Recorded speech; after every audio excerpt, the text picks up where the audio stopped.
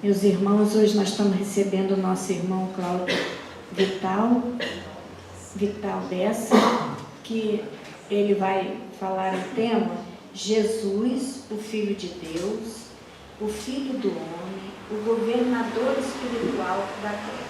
É o tema que ele vai trazer para nós e que Jesus o ilumine.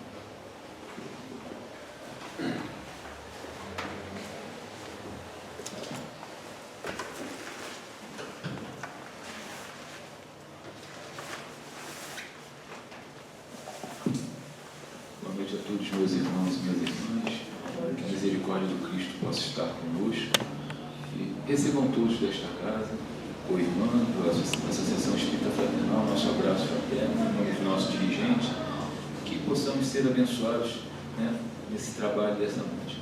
Falar de Jesus nos traz muita alegria, nos traz assim, uma paz interior e ao mesmo tempo faz com que nós possamos também almejar, que nós possamos vislumbrar um futuro melhor, porque Ele traz o consolo e um ser tão querido, um ser tão amável, com todas as suas potencialidades que Ele já tinha, com todas as suas virtudes que Ele continua tendo e não deixará de ter, faz com que nós possamos também despertar e gradativamente conseguirmos avançar um pouquinho mais na senda desse conhecimento, desse crescimento, seja ele moral, seja ele intelectual.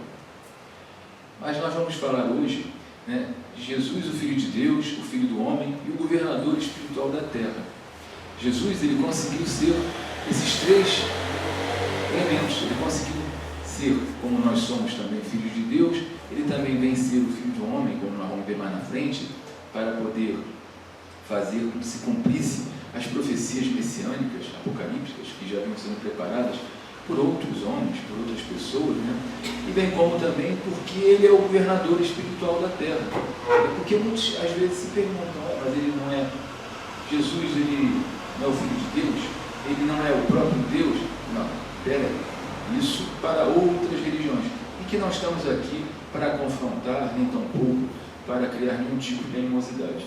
Dentro daquilo que nós acreditamos, que nós estudamos, nós vamos verificar que houve equívocos, houve problemas. Mas isso aí, tudo será colocado no seu devido tempo, arrumado no seu devido momento, até mesmo porque o próprio Mestre falou, toda árvore que não foi plantada pelo meu Pai será arrancada, ou seja, tudo aquilo que foi colocado, que foi adicionado e que não estava de acordo com o Evangelho, de acordo com a lei, de acordo com aquilo que deverá ser, não importa, vai ser retirado porque a verdade triunfará e chegará um momento em que poderemos vislumbrar todos, de todas as religiões, vão poder compreender.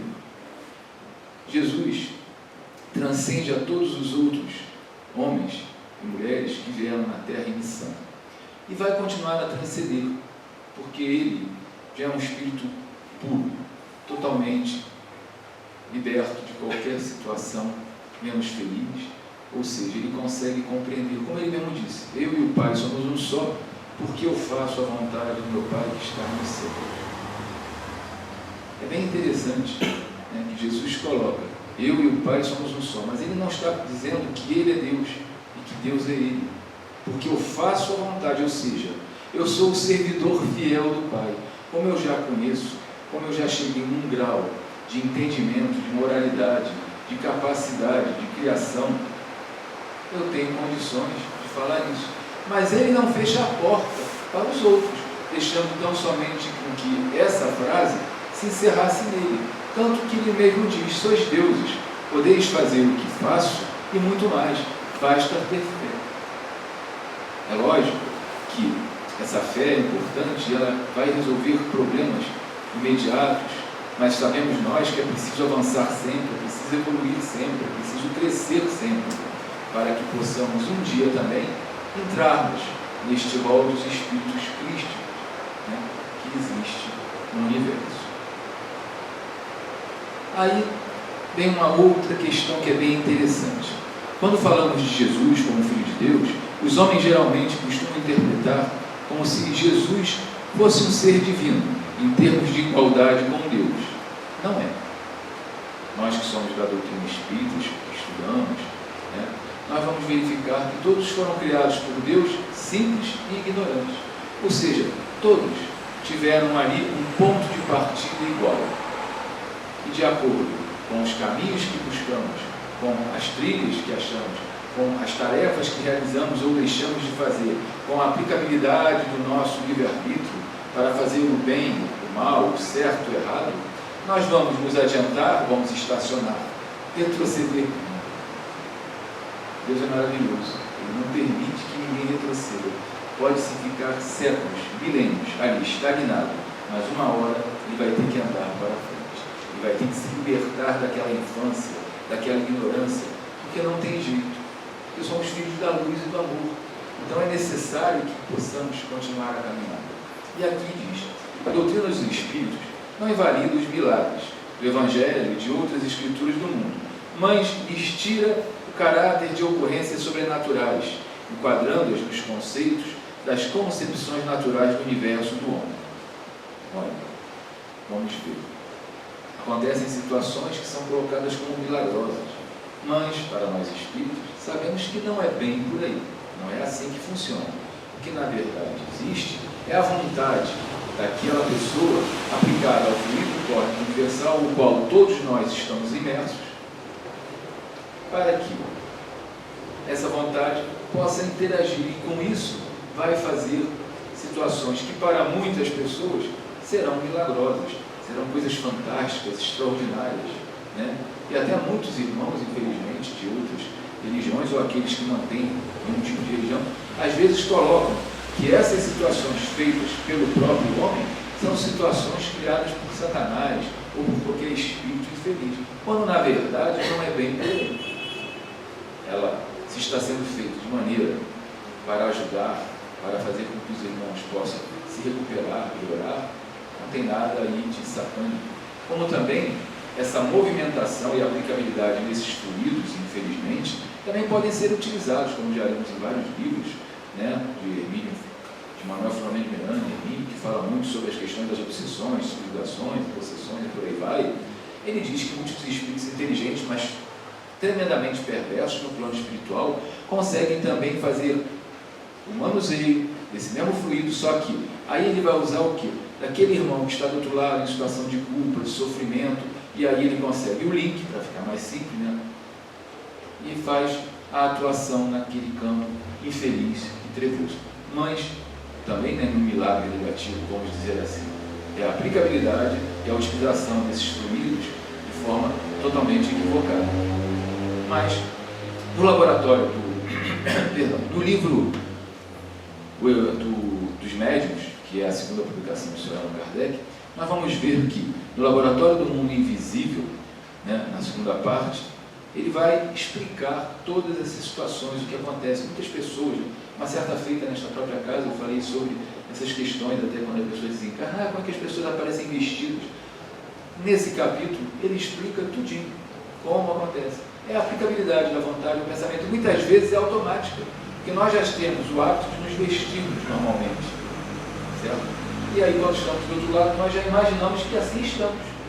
Então, ou seja, é o natural para todo mundo. Como disse uma vez o aluno Dutra Dias, que os céus dos nossos lares são bem diferentes, de acordo com a capacidade de entendimento e de compreensão. O nosso lar para nós é aquele que a gente viu no filme. Mas, de repente, ele mesmo diz, o nosso lar para o indígena que está caminhando, evoluindo, não seria um local daquela maneira, seriam florestas, ocas e outras situações desenvolvidas e também com elementos amorosos, com iluminação. Iluminação, quando eu digo, é iluminação espiritual, de crescimento, porque muitos de nós, às vezes, podemos pensar assim, não, tem que ser igualzinho ao nosso lar, tem que ser daquela maneira. Calma, o merecimento de cada um, e cada casa guarda relação com o seu morador, com aquele que poderá vivenciar ali. Ou seja, não se vai colocar uma pessoa, ainda que esteja em processo evolutivo, se melhorando, de repente numa outra situação, porque ela não vai se sentir ali à vontade, não vai se sentir da maneira que deveria.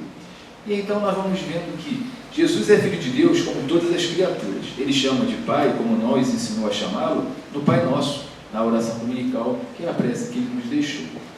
E lá em João, eu e o Pai somos um, João 10:30. Ao dizer essa frase, Jesus não está anulando sua identidade nem a de Deus, está ratificando que cada um é cada um. Cada um está ali, dentro da sua colocação direitinho. Eu não posso de mim mesmo fazer coisa alguma. Não busco a minha vontade, mas a vontade daquele que me enviou. Está em João 5:30. Gente, eu acho que mais claro que isso é igual 1 mais 1 é 2. Não há diferença, porque ele coloca aqui que quem me enviou, ou seja, ele se enviou a si mesmo, como muitos querem pensar, mas é aquela história, são os arranjos, são as situações, as adequações, e aí a coisa, como diriam os antigos, fica pior a emenda que o soneto. Aí nós vamos agora falar um pouquinho de história, para que nós possamos compreender de onde surgiu essa ideia, por sinal infeliz, de colocar Jesus como Deus. Lá atrás, em 325, no primeiro concílio de Nicéia, houve uma reunião entre Constantino, Atanásio e Orion. E eles se reuniram para aplicar uma tese de homoiousios, que em grego, em português, perdão, quer dizer da mesma substância. Então eles pegaram que Jesus era a mesma substância de Deus. Só que já estavam atropelando Tertuliano, que no século III tinha falado que todos não deixavam de ser da mesma substância de Deus, pois ele era o Criador de tudo. E tudo emanava de Deus. Se tudo emanava de Deus, tinha que ter o hálito de Deus, tinha que ter uma partícula que fosse de Deus. Mas, nesse concílio, Constantino, com intenções materiais e temporais, queria fazer o quê? Como os deuses pagãos romanos. Ele queria transformar Jesus em Deus, para que se tornasse mais forte, para que se tornasse uma união da igreja mais fácil, a união dos romanos e ao mesmo tempo fortalecer Roma, ou seja, interesses materiais. Correto? Interesses políticos também. Só que, por outro lado, tinha também uma outra vertente, né? Já no caso era Ário. Ário e o bispo Eusébio de Nicomédia diziam que tinha que se utilizar a palavra grega anomoios, de substância diferente. Por quê? Deus era Deus e criava tudo dentro da sua vontade. E foi, inclusive, o Criador de todos nós e de Jesus. E que é assim que deveria funcionar. Mas, infelizmente, a tese foi derrubada e ficou a tese de Constantino. Isso em 325. 56 anos depois, em 381, vai ter o primeiro concílio de Constantinopla. E aí eles vão definitivamente ratificar essa situação e vai colocar a questão da Trindade. Deus Pai, Jesus, Deus encarnado Filho, e o Espírito Santo, Jesus e Deus, depois da ressurreição. E essa ideia ficou. Como houveram outros concílios no passado, inclusive, que retiraram da questão da Igreja Católica a questão da reencarnação, que era a ressurreição.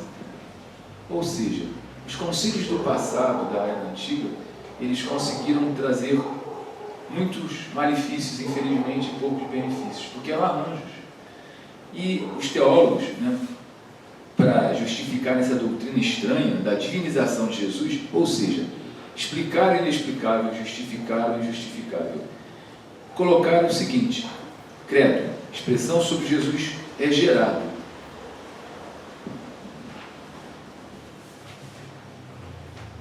Criado. Mas se ele foi gerado, Cristo não existia antes de ser gerado pelo Pai. Logo, ele não é Deus, pois Deus é eterno. É aquilo que eu falei, da emenda pior que o soneto, porque Deus gerou todas as coisas. Então Cristo foi gerado. Sim, Cristo foi gerado, ele não foi criado. Então, mas Deus já é criado, Deus é eterno. Por isso que eu sempre digo nas minhas palestras, Deus é eterno, nós somos imortais. Nós somos espíritos imortais, que reencarnaremos quantas vezes forem necessárias para a nossa evolução. E conforme a nossa evolução, o nosso espírito vai se tornando cada vez mais iluminado. E o nosso perispírito cada vez mais etéreo, mais fluídico, menos denso, de acordo com o que estamos avançando. Ainda em capela não será assim, na regeneração. Ainda teremos um corpo de carne, ainda teremos um perispírito que vai começar a se adensar menos, mas tudo é na caminhada. E depois, lá na frente, em mundos felizes, já começa a modificar mais ainda a situação.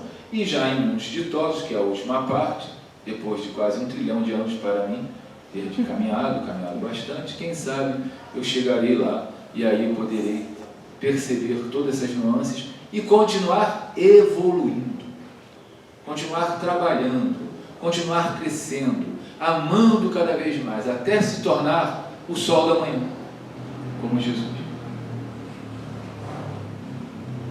Aí nós vamos chegar a esse patamar, mas até lá tem muita estrada ainda para andar, pelo menos para esse que vos fala. Aí, para nós encerrarmos essa parte sobre Jesus, o Filho de Deus, e que nós também somos filhos de Deus, nós somos filhos de chocadeira, como dizia antigamente, né? Minha avó falava isso, nós somos filhos de quê? De chocadeira? Não, somos todos filhos de Deus. Raul Teixeira tem, eu e o Pai somos um. Era tamanha a integração de nosso Mestre com o Criador. Era tamanha essa ligação que o Mestre dizia: eu vim para fazer a vontade do meu Pai que está nos céus. E se ele fazia a vontade do Pai com tanta grandeza, com tanta verdade, ele podia bem dizer como disse: eu e o Pai somos um, porque eu faço o que ele quer, eu o represento no mundo e eu o reflito junto das criaturas. Então, ser Deus é a nossa prerrogativa. É tão importante saibamos disso hoje, para começarmos hoje o esforço do alto amor, do alto respeito, abrir as mãos dos vícios para não ser um Deus viciado, abrir a mão da violência para não ser um Deus violento, abrir a mão de toda essa prostituição que toma conta das sociedades humanas, prostituição nas leituras, nas atividades políticas, na administração pública, nas relações domésticas, nas traições que a cada dia se avolumam em todos os níveis. Começaremos a trabalhar nessa linha na demonstração tácita de que somos deuses. Um dia, todos nós seremos anjos, no planeta onde nós cumpriremos o nosso papel e fazer o nosso aprendizado com certeza de que, como diziam os antigos e como disse Jesus, somos deuses. Então, nós temos que nos prepararmos para evoluirmos, porque nada virá de graça.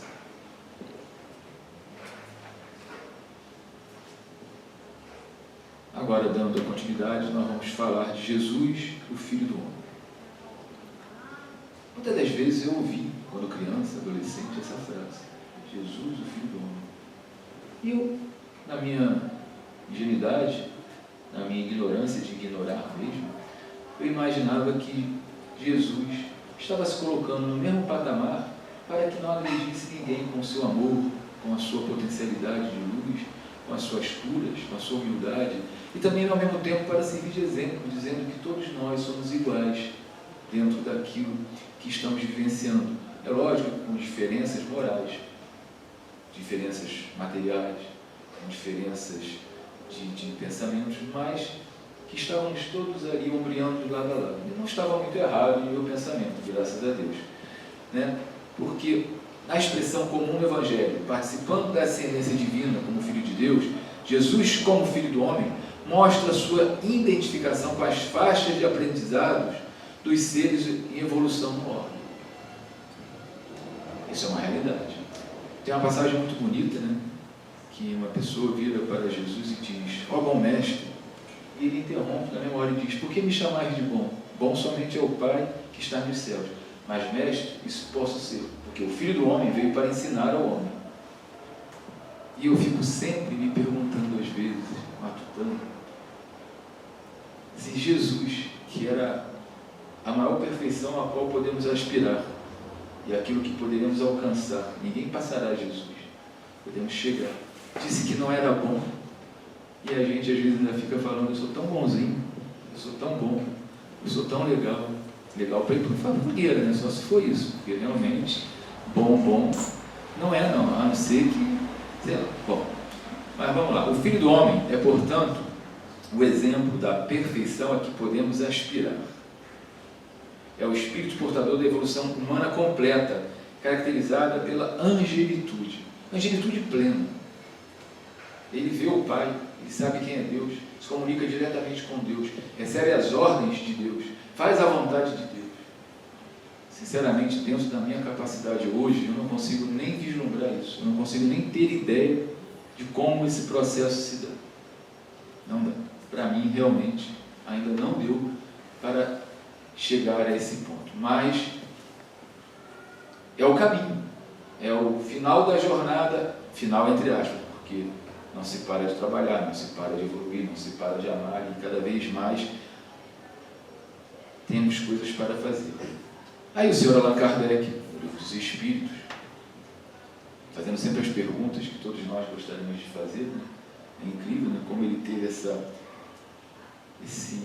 entendimento, mas ele também já vinha, desde as galhas, reencarnando, buscando, dentro dessa trilha messiânica, dessa trilha de compreensão do divino, do crescimento, da espiritualidade, né? E uma hora, todo trabalho também tem que ter o seu ápice, e o dele terminou no caso, para começar uma nova etapa. Então, na questão 625 do Livro dos Espíritos, ele diz: qual é o tipo mais perfeito que Deus já ofereceu ao homem para lhe servir de guia e modelo? Eu acho que é a resposta menor que tem no Livro dos Espíritos. 5 letras: Jesus. Jesus é o tipo mais perfeito que Deus já ofereceu para o homem, para servir de guia e modelo. E o interessante é que a raça humana, né, nesses 2022 anos que estamos caminhando depois da era cristã, que ele conseguiu dividir o antes e o depois, com todo o seu amor, e que nós ainda enchemos a boca para falar quando alguém pergunta se somos cristãos, se acreditamos em Cristo, em Deus, batemos no peito com toda a força, mas infelizmente parece que só é da garganta, das cordas vocais para fora, porque a humanidade nesse tempo todo ainda continua bestializada, continua materializada, continua fascinada, continua ainda com as guerras infelizes, com os assassínios, com os homicídios, com toda a violência que a gente vê e se espanta, muitas das vezes se questionando: somos realmente irmãos? Somos realmente racionais? Somos realmente humanos?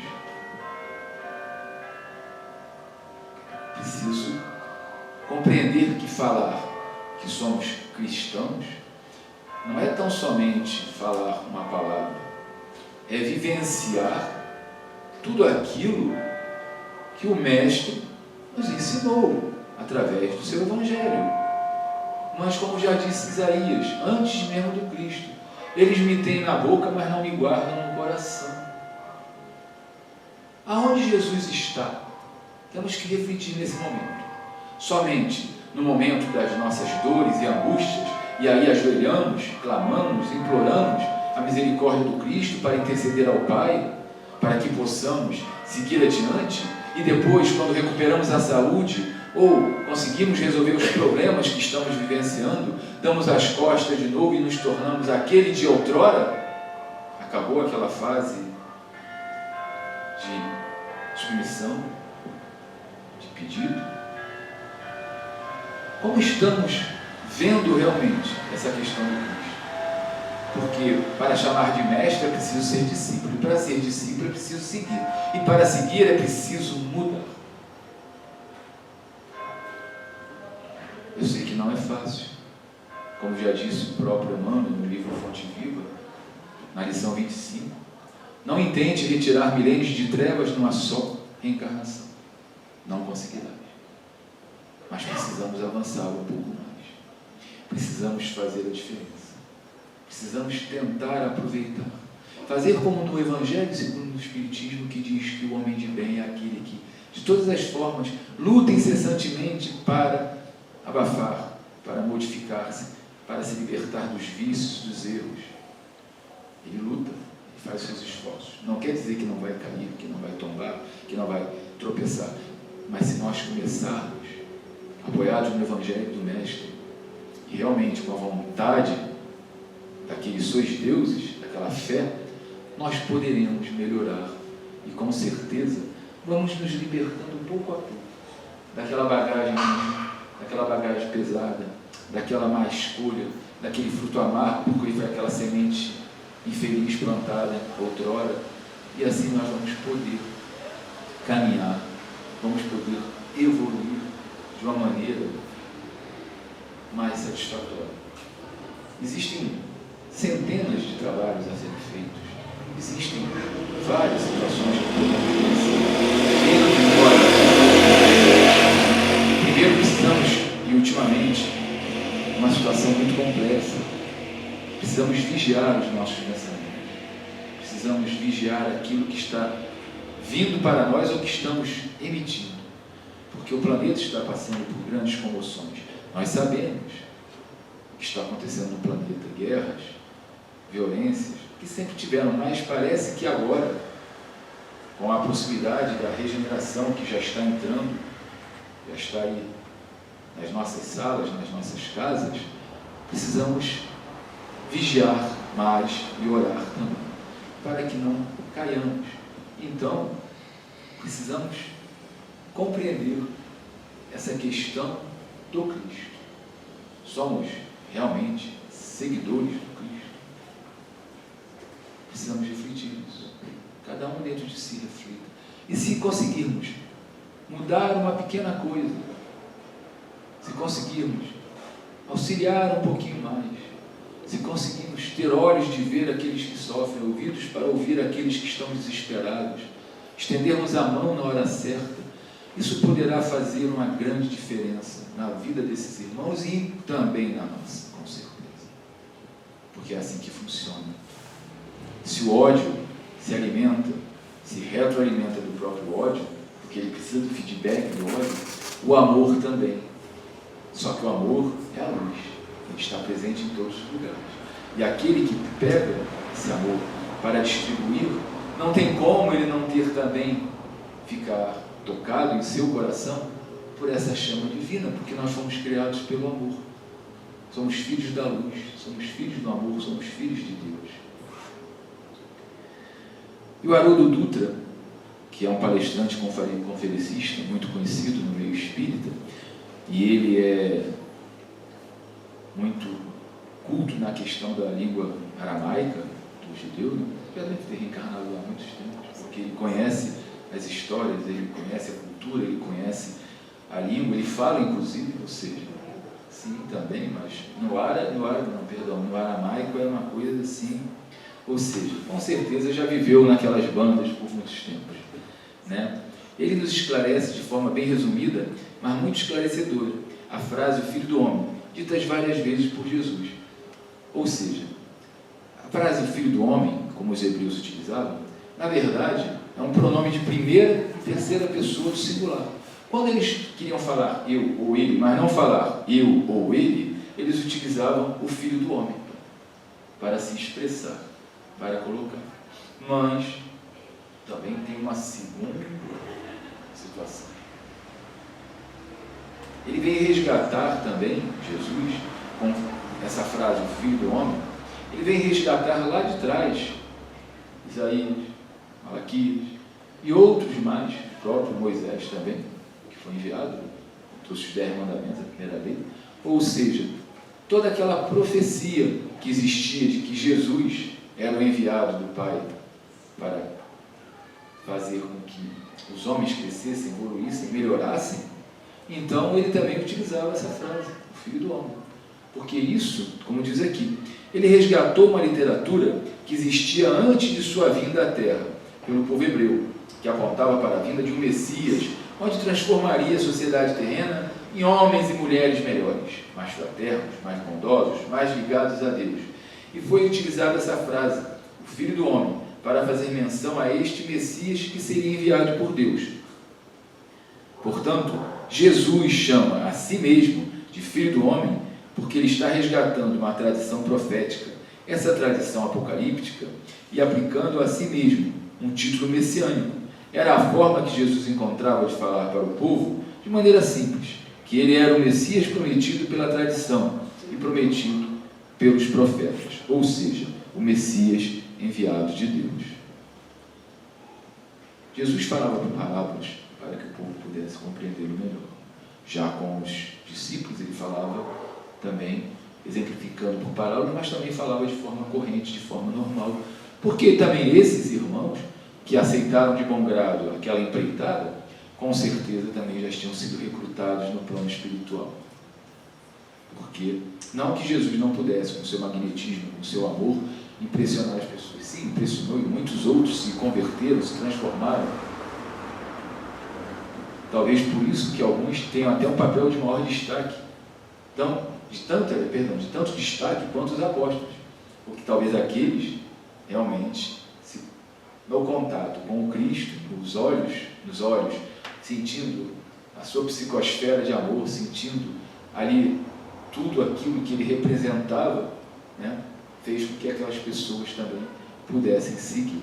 Como tudo que aconteceu no final da caminhada do Cristo, na entrada, sentado numa mula, no domingo de Ramos, já estava também dentro das profecias, ou seja, Jesus seguiu passo a passo tudo aquilo que já vinha sendo preparado por ele mesmo, porque ele preparou toda essa situação que agora nós vamos ver na última parte do estudo do Jesus, o governador espiritual da terra.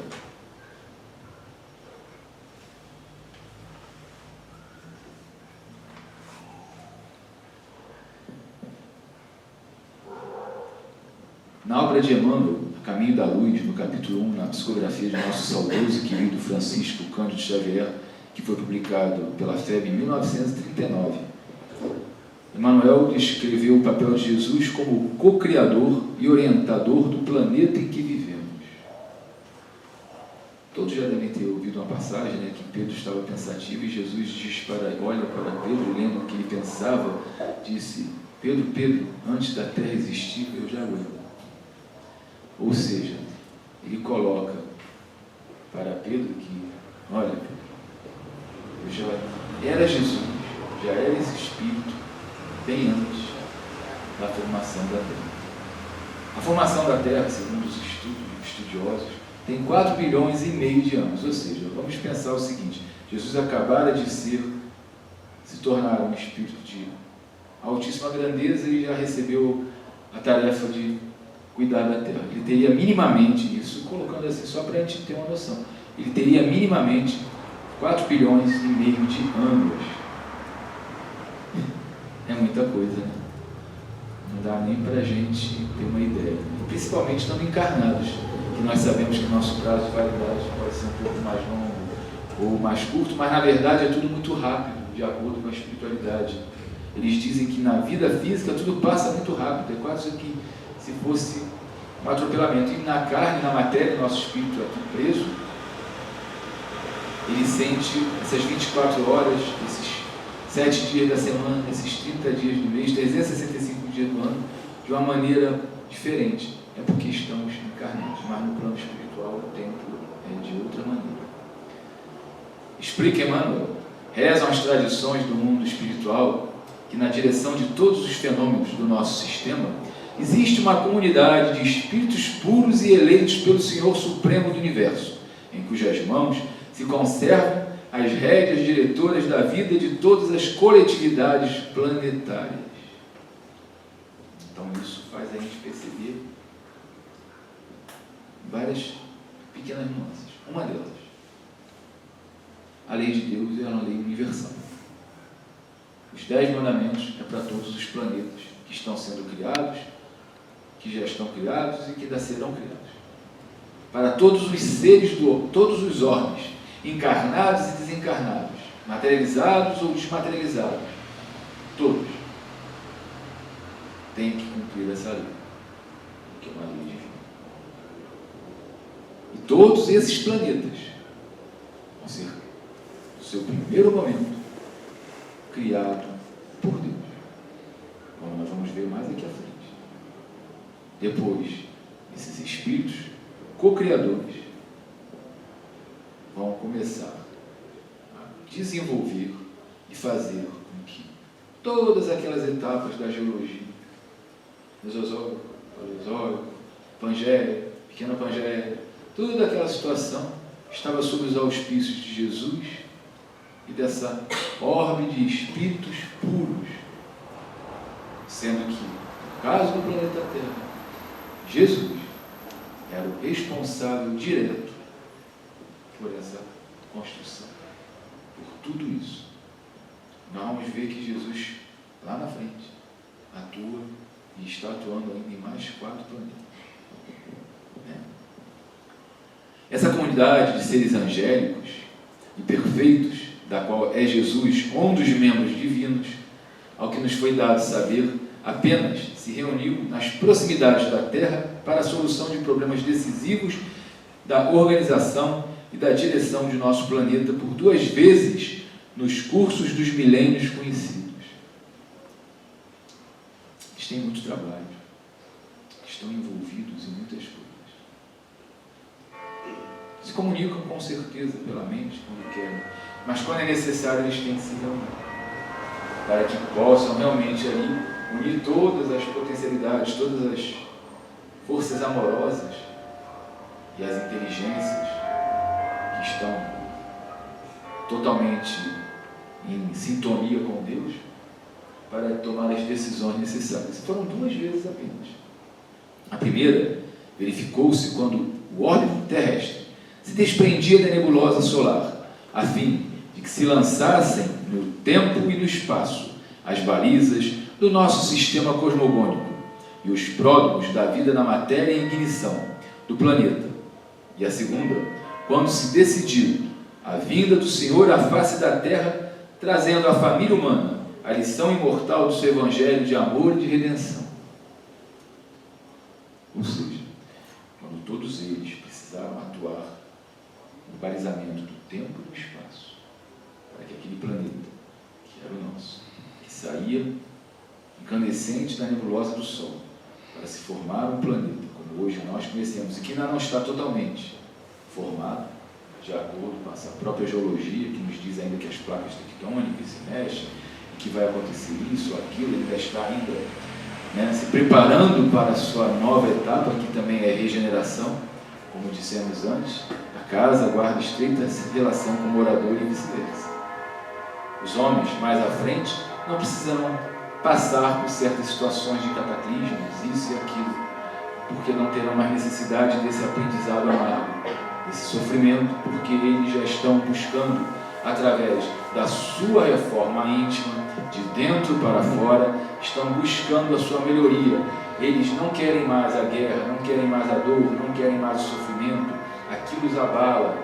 Ou seja, então, como já está acontecendo há muito tempo, desde o final da Segunda Guerra, muitos irmãozinhos estão sendo convidados a se retirar e estão sendo levados para um outro planeta, que nós vamos ver depois aqui também qual é.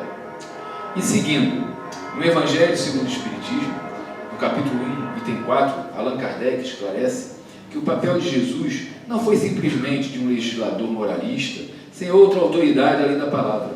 Ele veio cumprir as profecias que haviam anunciado a sua vinda, e a sua autoridade provinha da natureza excepcional do seu espírito e da sua missão divina. Ou seja, um outro espírito, qual fosse, ainda que evoluído, que não tivesse todas as virtudes do Cristo, que não tivesse todas as qualidades, que não tivesse todo o entendimento e crescimento intelectual sem par e moral, não conseguiria desenvolver o trabalho que o Cristo fez. Não teria como.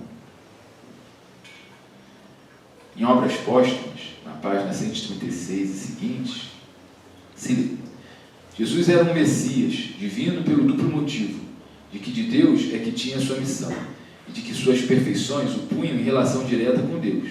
Para que Jesus fosse igual a Deus, fora preciso que ele existisse como Deus, e de toda a eternidade, isto é, que fosse lhe criado, o que feriria a lei.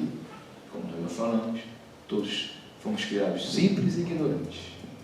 Já Leão Diniz diz que Jesus ascendeu à iminência final da evolução e o conceitua como governador espiritual deste planeta. Está no livro Cristianismo e Espiritismo, na página 79.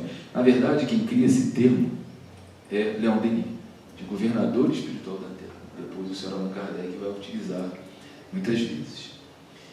Ou seja, então, Jesus, ele tem todo esse arquetipo. Ele é filho de Deus, como todos nós somos. Está em próprio Paulo, em Romanos, ele fala isso, que todos nós somos filhos de Deus, porque o Espírito testifica isso. Que nós somos também, que Jesus, perdão, é filho do homem, porque ele vem para cumprir as tradições messiânicas e proféticas, e ao mesmo tempo ele também se coloca, apesar de ser mestre, mas como um aprendiz, se coloca ombro a ombro com os irmãos de caminhada, a ninguém humilhando, mas muito pelo contrário, vendo neles todos, em todos aqueles irmãos que tenham cometido erros, crimes, acertos ou não, ele continua vendo todos eles como irmãos diretos, amorosos. Ele não deixa de ter esse amor. Tanto que, no livro Brasil, Pátria do Evangelho, né, Coração do Mundo, o espírito de Longinos, venceu o nosso querido Dom Pedro II. E ele aceita a tarefa de, na Pátria do Cruzeiro, desenvolver tudo aquilo que pode. Ele diz: desde que te conheci, que me tiraste a cegueira dos olhos, da minha frieza moral, eu só tenho vivido para servir a ti. E Longinos foi aquele que hoje em dia teria olhado para o relógio: ih, rapaz, está na hora de ir para a balada, sextou. Aí enfiou assim a lança em Jesus para atravessar, para ele morrer mais rápido. Ele não deixou com certeza de responder aquilo que fez, por ignorância ou não, porque a lei é para todos. Mas se existe a lei, também existe o amor. E o próprio Cristo disse que o amor cobre uma multidão de pecados. E se existe a lei, ela também tem uma durabilidade. Se a lei dos homens tem durabilidade, quanto mais a de Deus, que é só misericórdia, que quando não necessita mais, se encerra a aplicabilidade dessa lei, desse ensinamento. Porque ele vai continuar precisando passar por aquilo se ele já aprendeu a lição? E realmente ninguém engana a Deus, ninguém engana Jesus.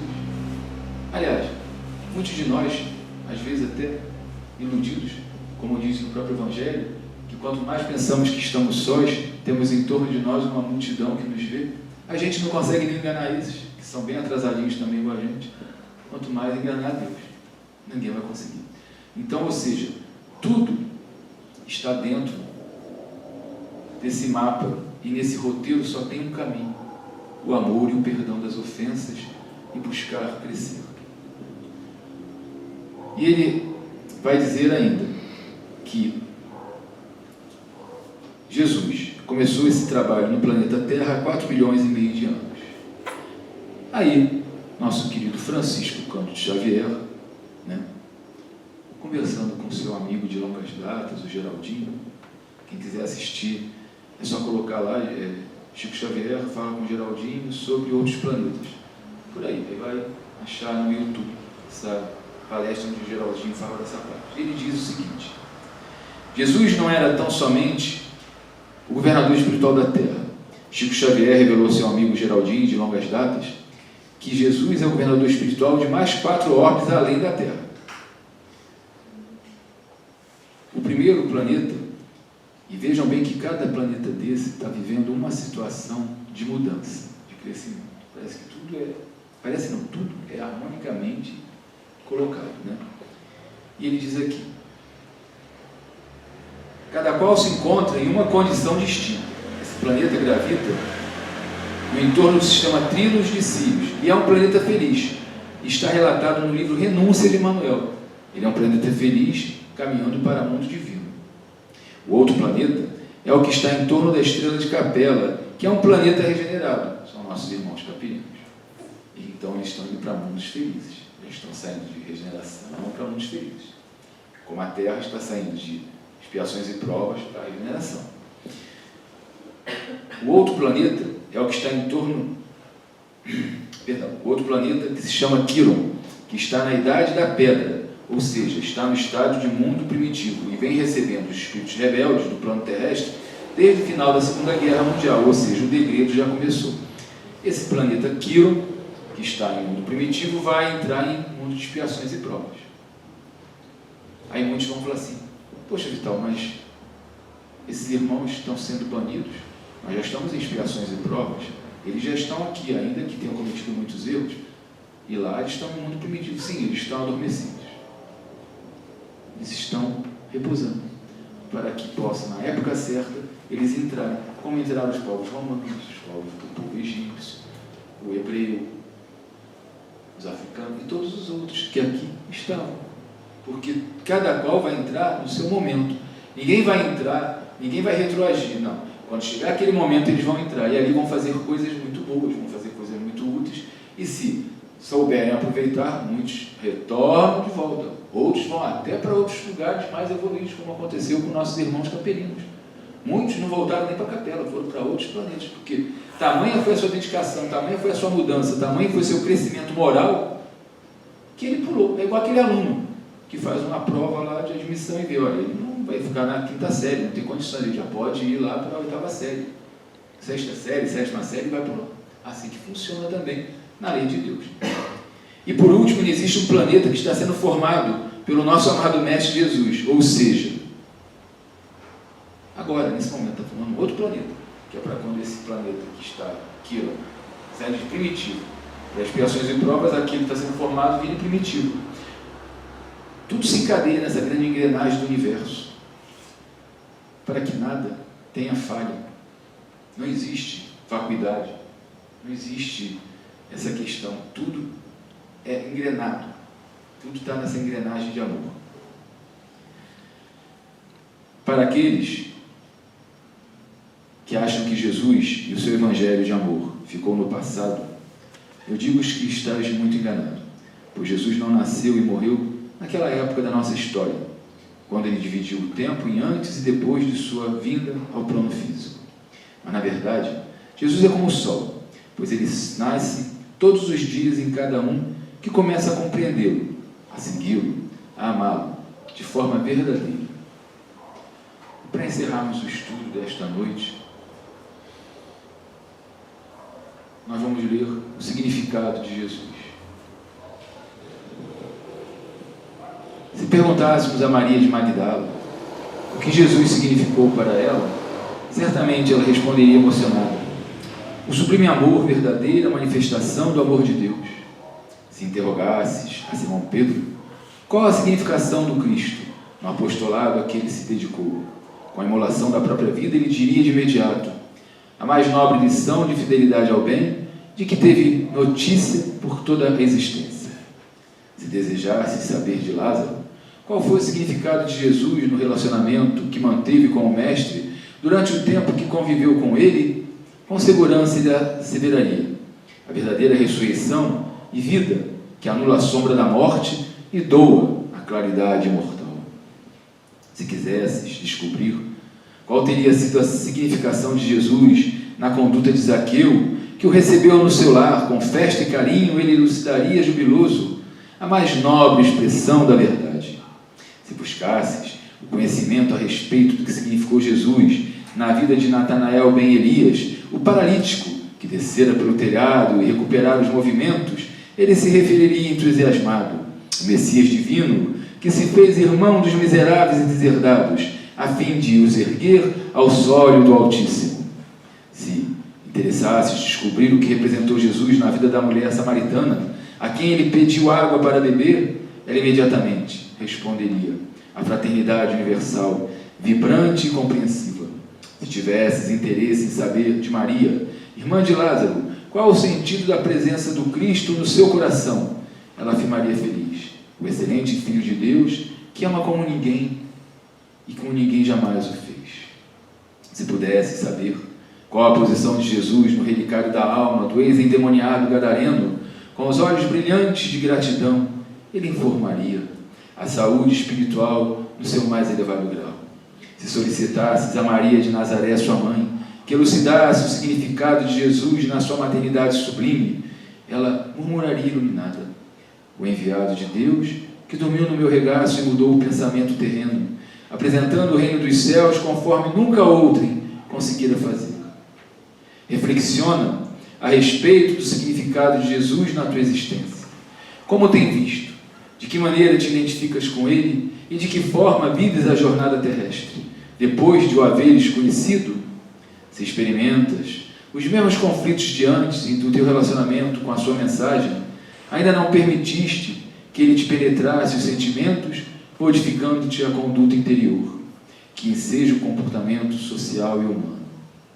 Meus irmãos, que possamos nós, aproveitando que estamos nos aproximando do Natal, apesar que para nós cristãos o Natal tem que ser todos os dias, ele tem que vivenciar tudo isso dentro do nosso coração, mas que possamos, meus irmãos, amar cada vez mais, compreender cada vez mais, perdoar cada vez mais, porque são infinitas as nossas faltas, mas não tão somente por isso, nesse pensamento de troca, mas sim que temos a oportunidade da dádiva do esquecimento, porque Deus sempre quis, na sua lei infindável, que amássemos por amar, perdoássemos por perdoar, e não com aquele sentimento de culpa que nos aprisiona, que faz o sofrimento, que faz com que ficássemos o tempo todo moto contínuo daquele pensamento que não nos libertaria, mas pelo contrário, ele permite que o algoz e a vítima caminhem lado a lado, refazendo a caminhada no amor e no perdão.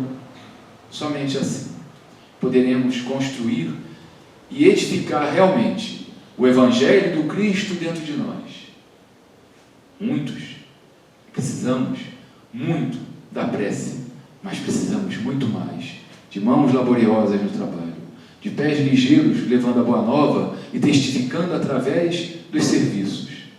A prece é importante, mas a materialização da prece através do trabalho, essa será, com certeza, a espada libertadora que cortará os milhões que nos prendem no passado de trevas e de dor, fazendo com que possamos caminhar cada vez mais na direção de Jesus e do seu amor infinito, para que um dia possamos realmente falar com toda a força de nosso coração: Senhor, eis-me aqui, faz de mim um instrumento de sua paz, eis aqui o seu servo. Somos deuses porque conquistamos o direito de amar. Muito obrigado a todos e uma noite de paz e harmonia.